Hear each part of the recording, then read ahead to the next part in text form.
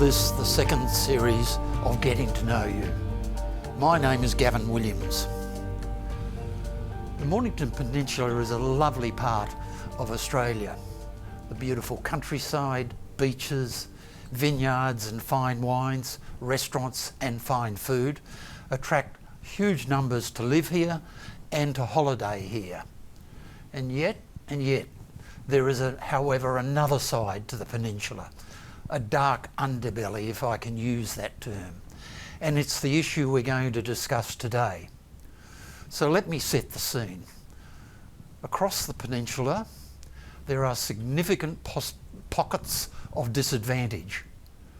A sizable number of households are living in or near poverty. Many people do not live in a secure and safe environment. Indeed, housing is a problem with increasing numbers unable to get into the market. Educational performance and student engagement are poor, even very poor, in some schools and some parts of the peninsula. Domestic violence, drugs, inability to get a job and mental health issues all complicate the picture. So it's not a pretty picture. And it's a picture which gets very, very little publicity or coverage. So what are we doing to fix it? Today, I'm talking to 4 people who are at the front line of these issues. Cara Vanderheid, Housing and Support Caseworker with the Western Port Community Support. Judy Cooper, Coordinator, the Salvation Army, Homelessness Peninsula. Stephanie Exton, Executive Director of the Mornington Peninsula Foundation, and Councillor Sam Hearn, Mayor of the Mornington Peninsula Shire. So let's get started. Can I turn to you first, Judy and Cara? You're really at the front line of these issues. That brief summary I gave, does that capture the issues accurately? Tell us about your experience in handling these issues on a day-to-day basis. I'll answer that first if you don't. And briefly, yes, I think it is a hidden problem. I can say that on a daily basis, almost a daily basis, we'll have people coming in, everyday people off the street, and they come in to tell us about the homelessness problem and did we realise about the homeless problem. And that's our agency. We've been there for 10 years and they're asking us what can we do about it. And it's only just dawned on them that there is a lot of homeless people on the Mornington Peninsula. So that's just a brief way that I can answer your question, that it is. And Judy, you operate out of Rosebud? Yes, out of Rosebud. We've got a drop-in centre there. We have people that can just drop in Monday, Tuesday, Thursday and Friday from 9 till 5, and people from all walks of life find themselves homeless at some stage and they come in and they're looking for shelter. Thank you. Cara, you're in Hastings. In Hastings. So you concentrate on the Western Port community area. So Baxter up to Flinders. Tell us about that. I think the same thing, it's very hidden. There is a lot of clients that come in and they're at risk of homelessness as well. So they're probably a week away from being evicted from their properties. So a lot of our work can also be around these clients and saving their tenancies. I think we've saved probably 70 tenancies over the last year of our nearly 200 that we've case managed clients. So you've managed them so that they can keep in accommodation? Yeah, we'd much rather than staying in their private rental than then becoming part of the homeless. Right. And that's hidden as well. A lot of couch surfing. It's very hidden down on the peninsula. So for both of you, homelessness is the issue? Absolutely. The number one issue? Yes. The number one issue, yes. If there was safe shelter, safe and affordable accommodation, I don't think their social problems would be as they are today, and I don't think that there would be holes in the funding pockets of governments either.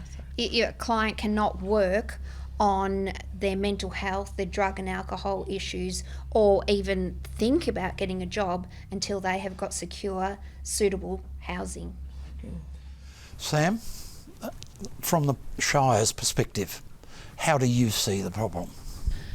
Yeah, I guess speaking on the behalf of the whole organisation is a hard thing to do in terms of, all the different facets and things. But I guess starting from speaking on from my own experience, both as the mayor and as a long time kind of community member, I think probably not just homelessness, but most social challenges that we have are hidden in the sense that part of our way of life often makes it easy for people who aren't experiencing a challenge to drive past it or, retreat into the cocoon of their house and not have to be aware or learn or engage. And whether that's, housing challenges, whether that's, mental health issues and some of the challenges that come out of that, whether that's just people being vulnerable because of their age, and we know we've got an ageing population, and often people who are older and less mobile might not have anything complicated going on but find themselves suffering just because they feel isolated. So there's a whole range of different things that I guess as the Shire, because we often play a point role in terms of hearing stuff from the community and sitting in between all sorts of different arms of government and kind of community organisations that communicate with us in some way, shape or form. We do hear this kind of broad spectrum of challenges and I guess real suffering that people are experiencing in our community in a whole range of different ways, and often that all flows into each other as Judy and Cara have just kind of pointed out. So that's part of what we see definitely across the peninsula too. So again, homelessness would be one of the major issues you grapple with? I definitely agree. And it's not just homelessness, but I guess it's the whole housing spectrum. We know like 33% of our families who are in a private rental house at the moment are struggling to pay for that rent. Yeah. So they're not homeless right now, but their week-to-week life is shaped by that fear of homelessness. And then we know a lot of our similar figures in terms of people who have a mortgage on the peninsula and might look like middle-of-the-road community members are also under stress. So I think housing is definitely one of the key pillars of life stability that we do have broad issues with, and the most kind of extreme and a crisis and urgent level is when people reach that point of homelessness, but it's kind of a slope down into that in a lot of people's experience. So I'd agree with that. I think there are other things as well, yes, around isolation and individual kind of well-being that are equally big challenges too, but I think there's a few key pillars that we really need to deal with. So. Yeah, and we'll get into those other issues during the course of the discussion. Stephanie, I suppose you've got a slightly different perspective because you're in charge, run a philanthropic organisation. Tell us about the work that you do and why the Mornington Peninsula Foundation got into this area of activity. Sure, thanks Gavin. We do have a different perspective because we're not frontline, and we rely totally on people that we build relationships with who are on the front line to inform us of what is going on in the community. I think it speaks absolutely to your opening remarks about why we are here, and that is because the founding foundation of the Mornington Peninsula Foundation is the George Higgs Foundation, which was a family foundation. Family have been in Shoreham residents for over 30 years, and were looking to be more impactful in their work, and they wanted to take a place-based approach, as a number of foundations do. And the narrative they had was, well, there's no needs on the peninsula. Yeah. And suddenly it was, hang on, is that really what everyone thinks? And that's exactly what we were created for, because that is not the case. 25% of households on the peninsula live on less than $26,000 a year. And that's living in poverty. That's not okay. That's not just poverty, but that's well very below. significant that's poverty. That's well below poverty line. And so we were set up, we're just into 3 years now of operations, and homelessness is absolutely one of our key points, along with education and community development. And we are, it's absolutely one of the most critical issues that is on the peninsula now. Right, I'll come back to that because there are some interesting things you do. Can I turn now to the who, where and why? We've said that a lot of people are homeless. who are the people that are homeless? Are they young people? Are they the elderly? Are they predominantly women who have been forced out of their home because of domestic violence, for example? What's the primary, I suppose the homelessness is the outcome. What leads into that? What's the major factor which produces that? Is it joblessness? I think you've covered every single reason. And on balance, I feel that probably domestic violence is definitely up there. On the Peninsula, you've got an ageing population, 4% more on the Mornington Peninsula than perhaps everywhere else in Australia, according to the 2016 census. So we've got to look at Mornington Peninsula, which are the most of the issues in there. So I think it's the elderly. We have, and then I think it's the family violence, because family violence has been reported as very, very high on the Mornington Peninsula. I've heard some suggestions we're up the top, and I wasn't able to get numbers to confirm that today, but I'll It's very go on difficult notice, yes. because a lot of the time the Yes. family are presenting, and once you get to know the family, and particularly women, although I do have men who Yes. present Yes. to me in domestic violence, and they might not be in that situation now, but if you look back, 5-10 years, that there is something that happens to them within those times, and it all it's just an effect that just rolls on. But who is the homeless? For me, today I've seen a 36-year-old single male, and I had an 88-year-old woman who's going to be evicted from her private rental. So, it's anyone and everyone. There's no one face like we see in the city. The male drinking, sitting on the sidewalk. That's not homelessness on the Mornington Peninsula. So those two people that came into you today, what can you do for them? I can support them. Can you find them accommodation? I'm not going to say yes, because a lot of the time I can't. Yesterday I've sent people back on the street because I cannot house them, and that's not unusual to happen most days.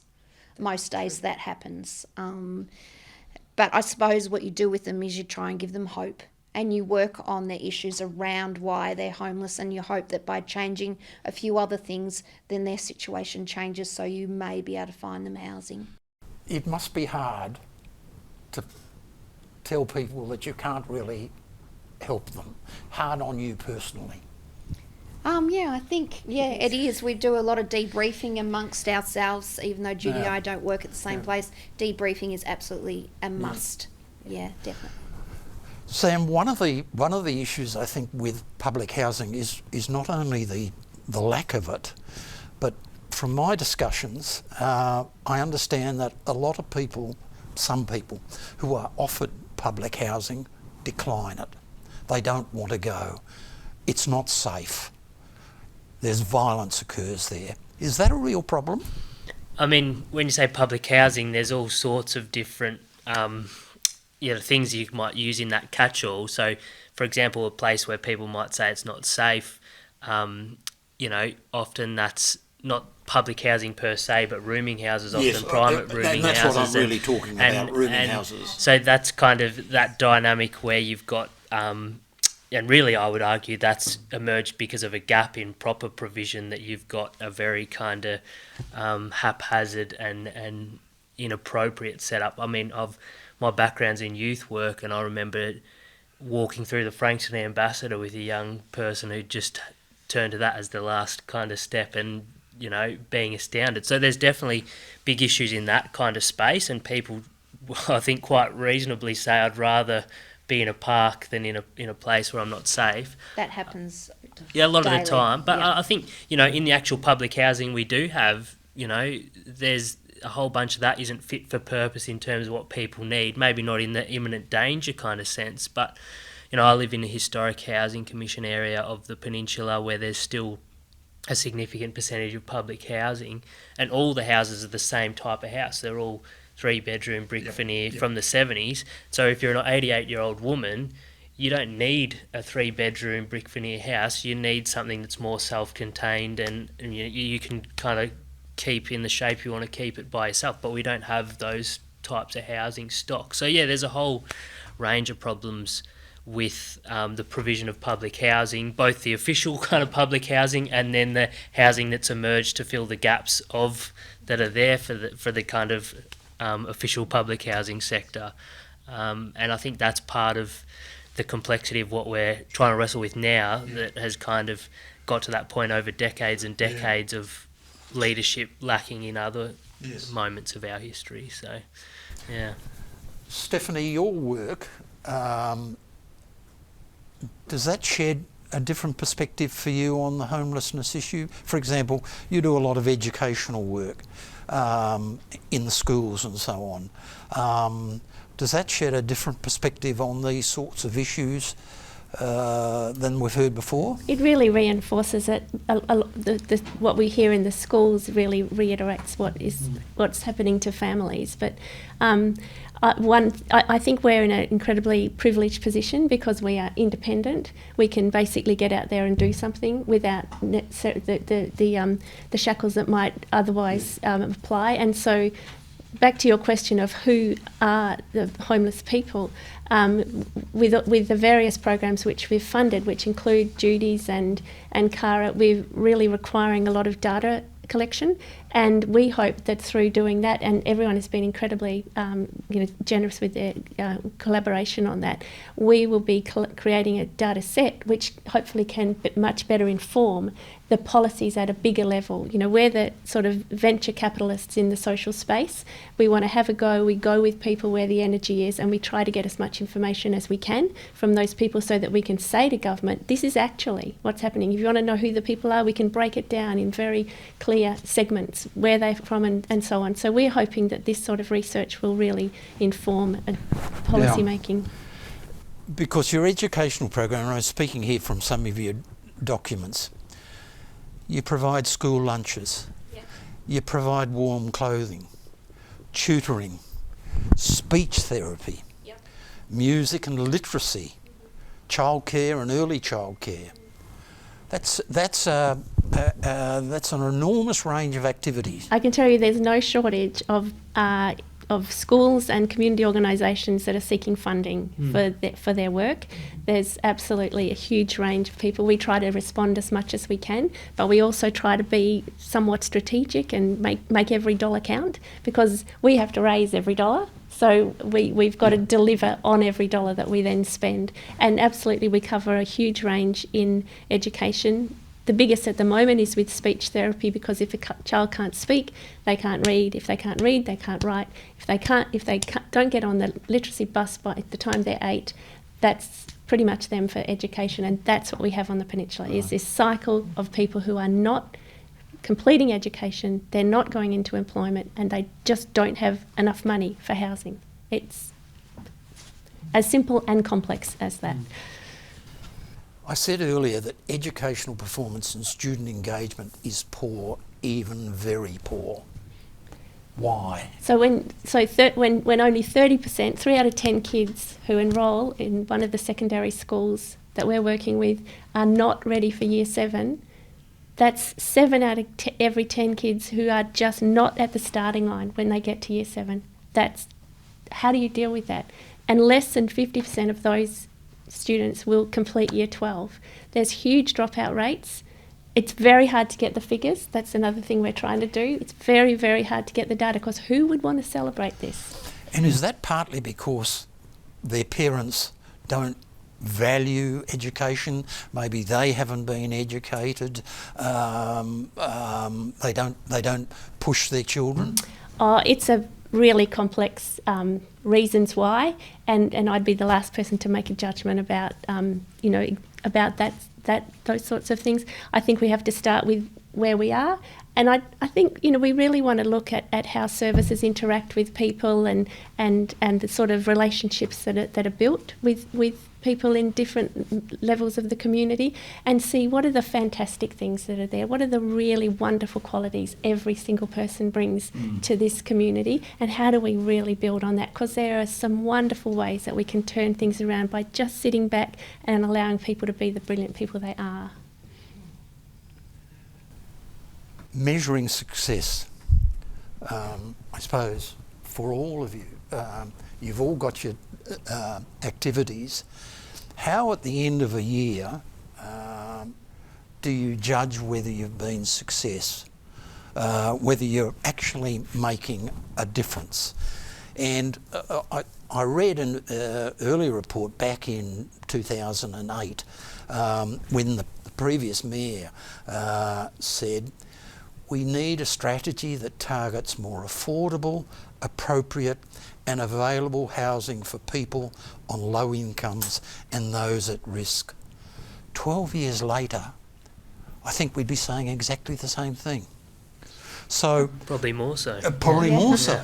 Yeah. So Yeah. how do we, I think it's important in all these things that we not only have the programs, but we measure whether we're being successful or not. Does that happen, Sam?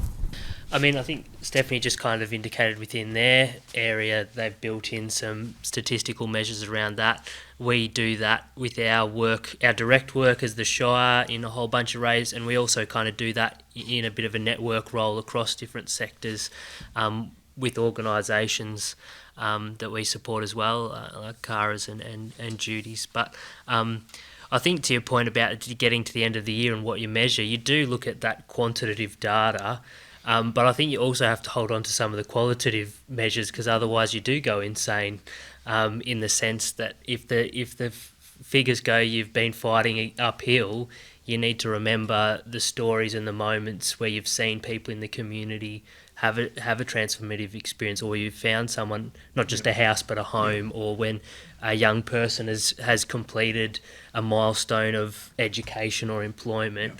And those are the things at the end of the year you look back on and use to help you keep going, I think. But I think the other context to look at it at is, and I was thinking about this morning, in some ways the Mornington Peninsula in many ways is a bit of a microcosm of Australia if you look at the diversity of our communities and even the diversity of type of communities.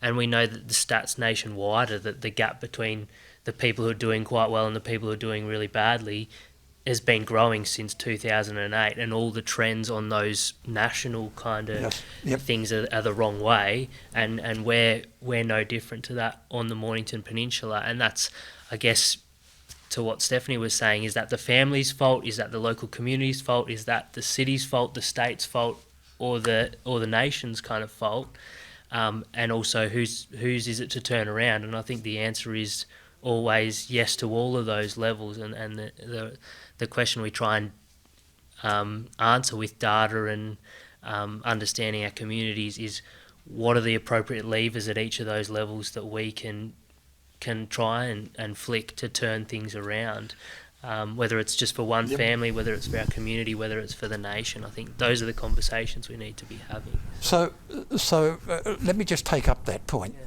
So how often, how regularly do you as mayor, does the council talk to state government? Do you bang on Daniel Andrews' door? Do you bang on at the federal level, the local member, Greg Hunt, and say, we've got real issues here. We need your help. We need more money. How often do you do that? All the time. So we have regular meetings with each of those state and federal MPs, and actually at each one in the last number of years, we've given them a thing we call Demystifying the Peninsula, which is just a simple but highly effective layout pointing to some of these stats that people don't realise and that aren't part of the stereotype of the Mornington Peninsula.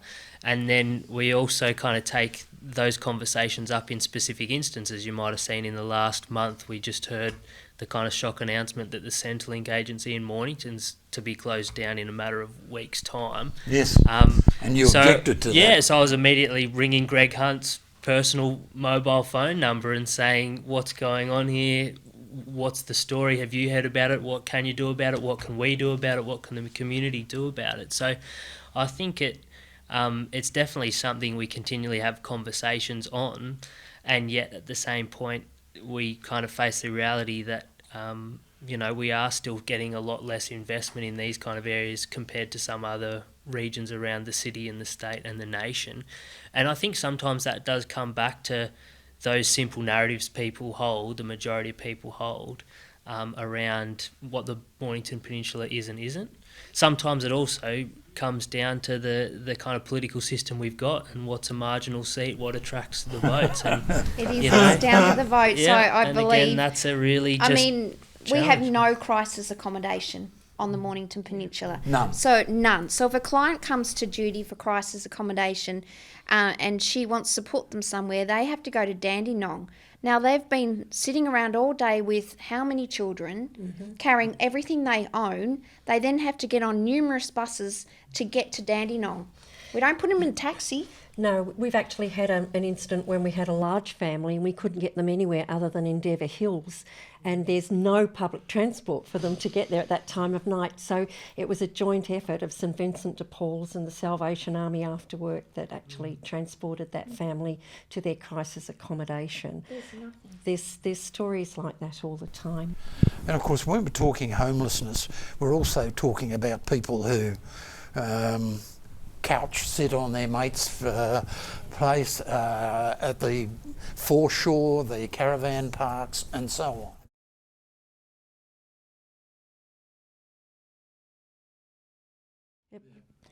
Sorry, and I don't want to cut across, but at the 2016 census, it actually showed that that rough sleeping on the peninsula had increased by 11%. And we doubt that very much because we don't believe that they captured all the people. They're not going to come out. You think it's higher? How do you measure that? How do you measure it? And that's what we were able to measure. And so that was 4 years ago. So what is it now, the rough sleepers? We know that there's more police call-outs to the foreshores around the Mornington Peninsulas. We know that it's in our faces a lot more, but nothing is being done about it. Just on that point, Judy, with the Splash program, which you know well, which is 3 times a fortnight outreach onto the foreshore. And it's literally to provide a connection point for people who are rough sleeping and so on, and everyone here is supportive of it. Mm-hmm. But because of the data that we're collecting on that, we know that in the last 12 months, 540 people presented to those programs, and 128 were unique individuals. Yeah. So that's some indication of just the raw numbers, which are really much higher than any census ever counts. Mm. We have 2 issues that we haven't mentioned. Drugs, mental health. Are they a significant factor in these sorts of issues that we're talking about? They are a significant factor, but they're not the only significant factor. Yes. So that they're, death, unemployment. I think that they come out of homelessness to make people feel better. Somebody will say, look, I can make you feel better, try this. I think that sometimes it comes, but it doesn't necessarily have to follow that you're homeless because you have drugs and alcohol in your system or you're addicted.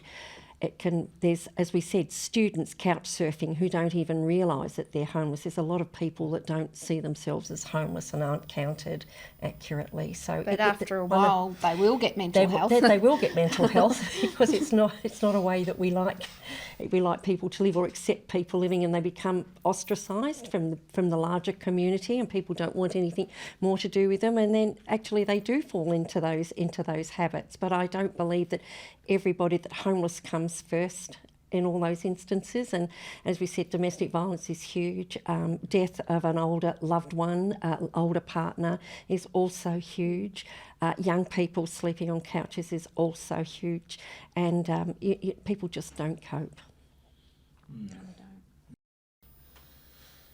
It would be great to capture those young ones, 18 to 25. Housing them's almost impossible. If we could, get wraparound supports for them and have somewhere for them, you can imagine that with that they could just I just imagine them flying into their future, and they've got so much potential. Yes. But the longer that they're in that situation, then they start to develop mental health, and then they get introduced to drugs and alcohol and as a way of coping. So the sooner that we can, support these people and house them. And our young people are going off the peninsula to be housed in crisis accommodation. We've got places in Dandenong, we've got places in Melbourne, and we've got a place in Moorabbin. And they're the only places. There's no crisis accommodation for young people. There is one crisis place in Mount Martha for 8 young people, and it's a fantastic facility, and that's for the low need risk, but low risk young people, but we really need something for the young people who are at high risk and perhaps need a little bit more of that wraparound service to get into schools, so that they're, the people that are at this other service, they're able to perhaps go and lodge with somebody, or they can go onto Gumtree and find share accommodation or something like, or be returned to their families. But some of these young people, and we have our young people, the population of our young people on the peninsula is reducing because they go off the peninsula. They go up to Melbourne. They go up to Melbourne, and they go up to Melbourne to find work. I think it's sad that when you feel that we've got so much talent here on the peninsula of people that know the place, even when they go through university, if they do student placements, they're not doing student placements in big organisations down here. They're having to go into the city, but they should be able to do student placements in their city of origin or their council of origin to bring all that talent back here. And so we're losing our young people because we can't provide for them either. So, and they're and if our other young group of people who are really facing homelessness could look up to some of those people, they're actually being more isolated because there's not as many young people here as there are in other council areas and in the city and places like that. So they seem to become even more isolated too. So. And even in Mount Martha Fusion, which is brilliant, It is. I have had lots of my clients from Western Port knocking it back because they've got part-time jobs and they've got support in Hastings, and they cannot get to Mount Martha because they have to go into Frankston and then out again, and the travel is just too much for them to bear each day. And the hours, and they'd end up probably leaving first thing in the morning, coming home late just for a couple hours shift. And their job is so important to them. And Gavin, I had another family, and it was going back a couple of years now, and they blended very well into the foreshore, into the camping grounds, and you wouldn't have picked them as homeless. A very educated family and 4 children, and it got closer and closer to Christmas, and we didn't know that we were going to get a house for this family, and well-behaved family. And at the last point on Christmas Eve, we finally got a property, and we called them in on Christmas Eve and we said, guess what? You've got a house. It's a family of 6. And I can remember the youngest one throwing their arms around me and saying, have we really got a house for Christmas? And those are the sorts of things. So that's the feel-good part when we finally get something. That's what we take home, we live on for the next, but it doesn't always happen. I guess have too many of those moments. No, you don't have too many of those moments, but that's another story of somebody that those 4 children are probably going to be the next kids that possibly could have learned, and they're going to miss out on a lot of schooling because of their situation. So Out of school. We've talked about all the problems. We've got all the problems. Well, I think we're agreed that it's getting worse. What's the remedy? What should we be doing that we're not doing now? Is it simply a question of more money?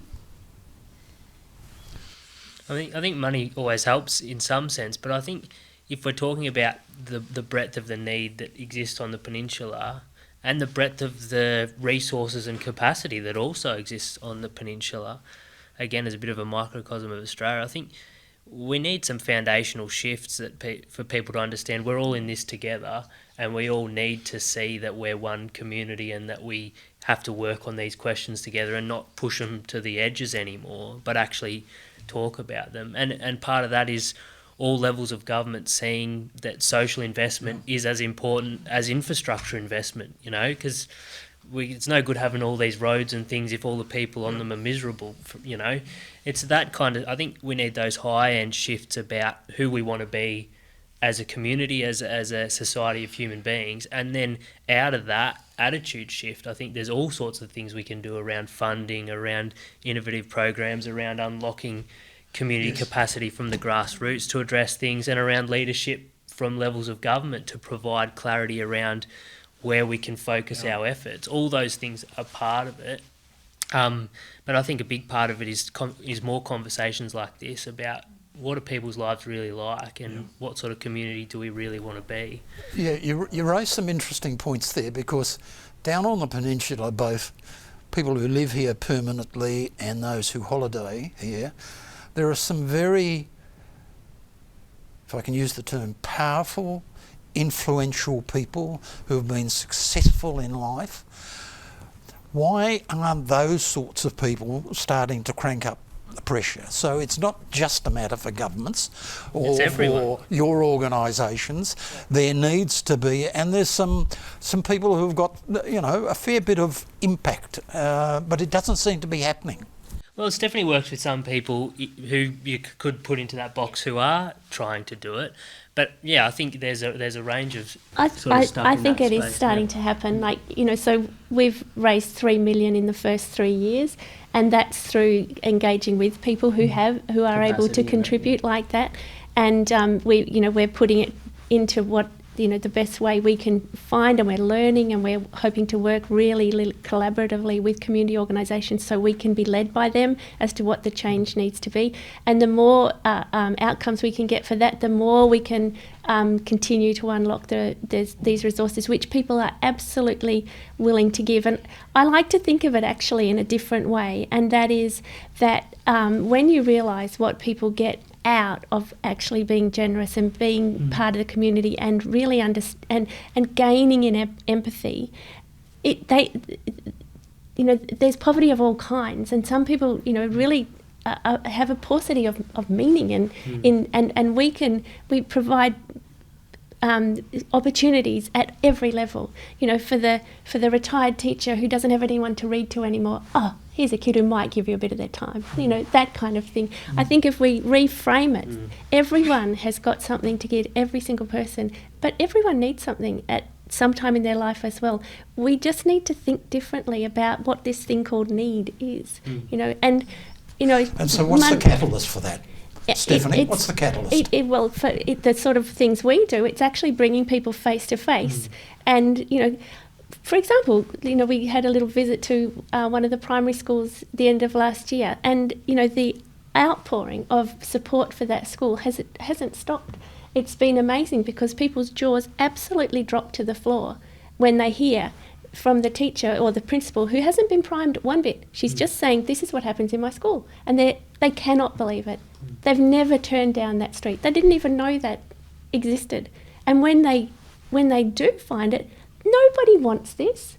No, nobody wants it. We all want to change. So we need that coordination in the middle, and we need to gather the information. And the exciting thing for us in the last couple of months has been very significant interest from government in what we're doing, and I think that's starting to be to really gather momentum around it. But none of it would absolutely none of it would happen without the people who are right at the face of this, and because it's actually about them. Our mission is to be redundant. We don't want to be here because a community is only as healthy as itself is. The community has to become the whole community. And we go.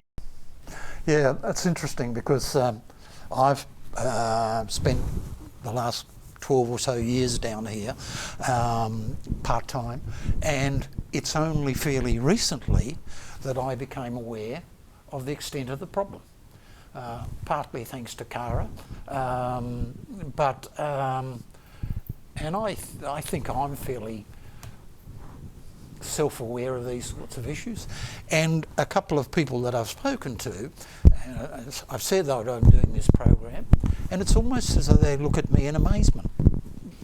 Like, what are you going to have to talk about? There's not a problem, and you talk to them, and you know, so it's a disturbing lack of awareness. Some of the cynics would suggest that there's been a bit of a conspiracy of silence, that there are a number of organisations who don't really want to shatter or undermine the glossy image of the peninsula. True or not? I don't know. I think. I mean, whether you need a conspiracy or not for people to avoid talking about things that are embarrassing to acknowledge, or you know, if you're talking about kind of areas of government or institutions that have a responsibility for things to be better, I guess you could say it's a conspiracy to try and find ways, you know, to avoid uncomfortable or, you know, difficult conversations. I don't know whether there's a kind of a conspiracy in the classic kind of, I don't know, you know, multiple different shady players behind the scenes orchestrating a whole network of stuff. I doubt that that's the case, but I think there's definitely been a weight away, like the weight of kind of conversation and consciousness has been to push away from, you know, uncovering and acknowledging and grappling with social issues, rather than leaning into it and saying, can we dream of a better future and can we actually talk about the hard stuff now in order to get to that better future later.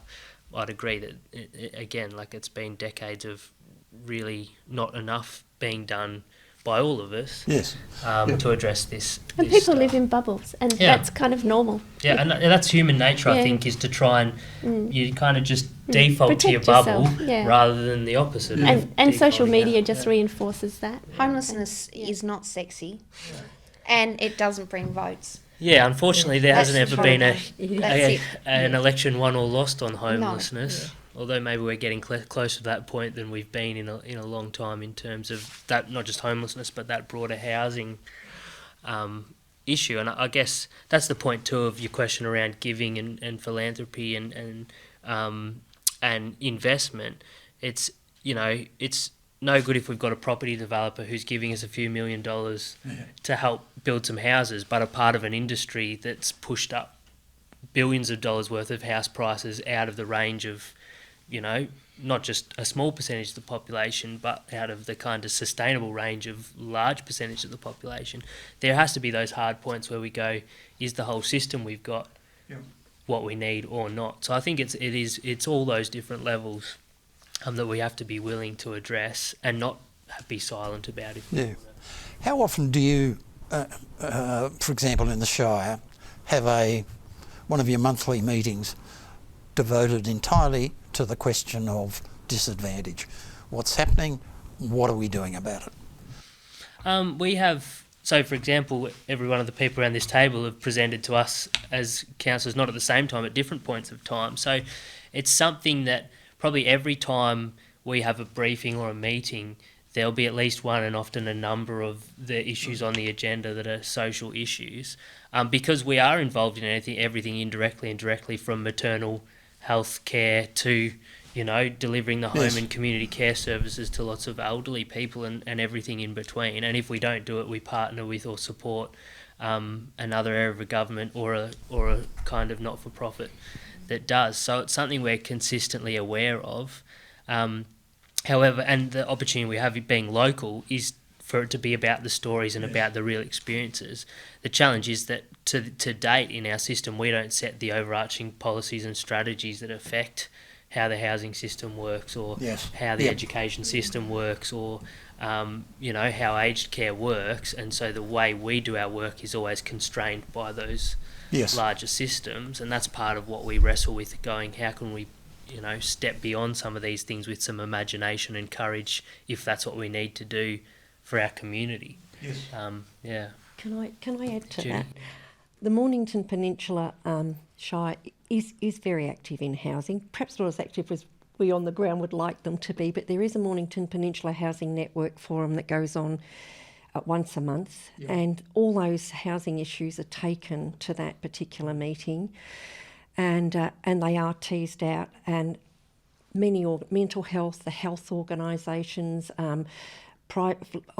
state-owned rooming house people go to those meetings. People with disabilities are always trying to get disability housing built, and we're all listened to at that particular event, and we have had some good outcomes from that. And we may do an expo one year. We may run something in Homelessness Week, which is open to the public. Yeah.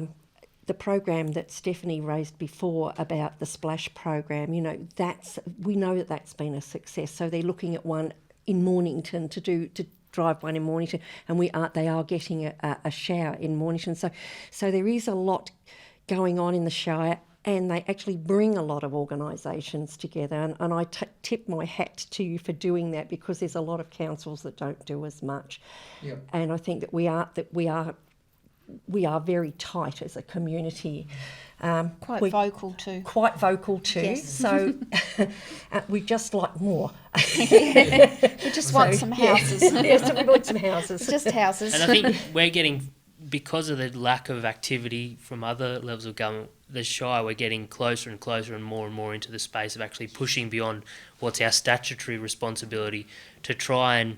We know we're never going to have the resources to actually create the systemic change, but if we can be part of demonstrating some of the options of what could be done in smaller ways and pointing to that and saying to other levels of government and even kind of other funding mechanisms, this is what could be done, this is the kind of thing that would make a difference. That's more and more the stuff that we're trying to work on out of hearing from the different organisations about what's going on. Yeah. So. Okay, we're coming to the end of our show. Any issues that we haven't covered that you'd like to comment on? Anything that we haven't covered that you think is important? I don't think it's the type of housing, and I've said this before, and people know this is my catch cry. Give us any housing at all, whether it be caravan parks, apartments, converted warehouses, unused shops, we will fill them. It doesn't have to be a conglomerate in one area. We will fill whatever you've got, we will fill them, and we've got the people and we've got the support to be able to do it. Good. Definitely. Good. And I feel that the Hastings area, Western Port area is a very forgotten area. So the housing program's only been working a year there, and 200 case managed clients. That's not including all the children and partners. But yeah, it's a really forgotten area, and we feel that we're very pushed aside. But that's not going to happen anymore. We need to give these people a voice, and we need to give them housing. The housing in Hastings is not cheap. It's not cheap. 2 bedrooms are $320, completely out of range of anyone on Centrelink. So we just need to get it out there. Yeah. It's not okay. New Start. New Start. Affordability on New Start is $195 a week for housing. You cannot private rent on New Start. The only options for you are caravan parks down Rosebud Way. People in the Western Port can't do it. We've got one rooming house really in Hastings, and it's not really suitable for majority of the people in our community. So your message, Cara, to certainly the federal government would be you need to increase New Start. We need to increase New Start. We need to put parents back on parenting and not on New Start. They're not able to manage when the children turn 8 and they lose money, $250 a fortnight. Is it around that? They can't. Children get more expensive, not less expensive. That makes absolutely no sense. We don't have the structure in Western Port for them all to get jobs. Majority of my mothers have casual jobs, part-time jobs, and they can't manage. Yeah. I think New Start is no start. Yes. Yes. Stephanie, Sam, anything further? When you said just to wrap it up, I was like, you probably, and if we hadn't covered anything, you'd probably keep doing this for a few more weeks, and we might touch on all the different I hope we will issues. do it again. but a final question to all of you, and I think I foreshadowed this. You're all very Imagine yourself as very powerful. You've got a magic wand and you've got bucket loads of money. What are the one or two things, the one or two tangible, concrete things that you would say, that's at the top of my list to do? Judy? I'd copy Finland's model, who ended homelessness by doing a housing support model where everybody got a house who was homeless and the support was put around them. And they've reduced homelessness to 43% of what it was, and the savings to the government have been enormous in reduced police, legal, hospitals, mental health. It's been incredible. So you give me that and it's a housing first model. You'll be happy. I'll have, yeah. Stephanie? Oh, well, on that point, I feel we're very far behind getting on with using data. The data is there. We just don't use it in an intelligent way. We need to be better skilled at changing data into information, which will then reorganise expenditure. I hate to sound, everyone needs money, but there is money. It's the way it's spent which is really inappropriate, and that's to do with structure. And we can't change structure without informing it. We need to get the data, get the information from that data, and use that to inform change in how expenditure happens for exactly that purpose, so that when you spend it down at that point, you save it in so many other crisis situations, and we don't do that well. So you're basically saying greater accessibility of public information, yes, so that it's out there, we just don't use it well enough. Yeah, and that's a structural issue. That's structural, and we need to raise New Start, absolutely, because That's it's definitely totally unaffordable. You cannot rent on New Start. Cara? New Start. Number one. Number one, and housing Number first one, model. 2, 3 and 4. And housing first model, which is the model that our program runs by. To a point, we don't have housing, so we can't truly run it to that. Sorry for laughing, but that's the I mean, we irony do of go trying by to the do housing that. first Yeah. model because we know none of our clients can, move forward their life until they get housing. Right. Sam? Well, you did say I had a magic wand, so I mean, I think, and building on what these ladies have just said, it'd be flicking that switch in people's minds and hearts, so when they hear the stories, when they see the information, they're actually moved to do something about it, whether that's, the highest level of government decision makers, key business leaders, or just local people who's, that the options are there, the stories are there, the need. Let's do something about it. I'd love it to be a bipartisan, non-politicised, no-brainer type conversation where we as a highly developed nation go, we've got the resources to do this. It's making people miserable, whether they're rich or poor, when we're isolated and when we don't kind of belong together and we're not flourishing. So let's just do it. That'd be my magic wand situation. Maybe we'll get there one day in the future of the nation and the Peninsula, but yeah, I think that's what we work towards anyway. So, Thanks, Sam. Thank you, all of you. Judy, Cara, Sam, Stephanie, for coming along, for briefing me on these matters beforehand. And I hope what we're doing, and it's my aim, that we should be getting this information out. So I hope it promotes discussion, debate and action. Thank you very much. Thanks also to Steve for your contribution, getting me through this event. Very grateful. We'll be having further shows on this issue and other issues. So until next time, bye for now.